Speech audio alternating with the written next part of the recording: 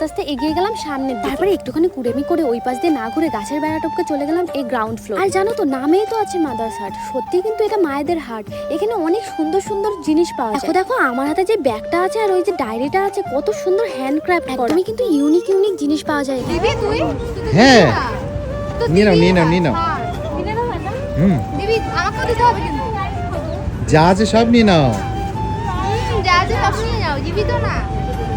এখানে জিনিসপত্রগুলো দেখছিলামই, তারপরে ভাবলাম আগে খাওয়া দাওয়াটা করে নি, তারপরে না জিনিসপত্র দেখে কেনাকাটা করব। আমি তো মাথার মধ্যে একটা বো ক্লিপ লাগিয়ে এসেছিলাম, সেই কারণে সরষিকে বললাম তুমিও একটা এখানে থাকতে নিয়ে নাও, ভালো লাগবে দেখ। খুঁজে খুঁজে একটা হোয়াইট কালারের বো ক্লিপ বার করলাম, তারপরে লাগিয়ে দিলাম সেটা সরষির চুলে। দেখো কত সুন্দর লাগছিল। আর এদিকে বড়বাবু আসবে না ভিডিওতে, অনেক করে জোরজার করার পরে আসলো, তারপরে বললো যে আমি দেখো ভিডিওটা খারাপ করে দেবো। এই যে দেখো মুখের এক্সপ্রেশনটা কি দিয়ে গেল। বাবা ভিডিও করার জন্য রাজি করতে করতে নিজেই ঘেমে গেল। তারপরে একটু সামনে যেতে দেখা হলো রেশমির সাথে, ওর বাড়িও কিন্তু বীরনগরে। আমাদের দুজনের বাড়ি বীরনগরে হওয়া সত্ত্বেও আমাদের